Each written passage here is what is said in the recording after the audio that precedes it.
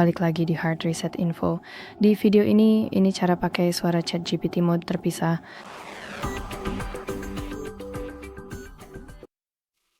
Pertama-tama, buka ChatGPT di ponsel Anda, lalu ketuk ikon suara di sini untuk memulai mode suara.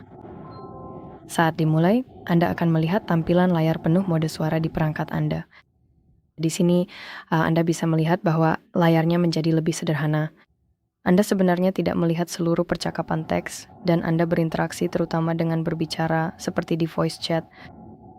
Cukup berbicara secara alami dan ChatGPT akan merespons dengan suara, serta melanjutkan percakapan secara real time. Jadi biarkan saya membiarkan ChatGPT mengatakan sesuatu. Baik, saya mengerti. Saya di sini dan siap. Seperti yang Anda lihat, Anda bisa menghentikan ChatGPT saat sedang berbicara, dan Anda bisa menanyakan berbagai pertanyaan lainnya. Dan untuk keluar dari mode suara, Anda cukup mengetuk ikon silang ini. Setelah itu, Anda akan melihat riwayat percakapan Anda dengan ChatGPT. Jadi itu saja.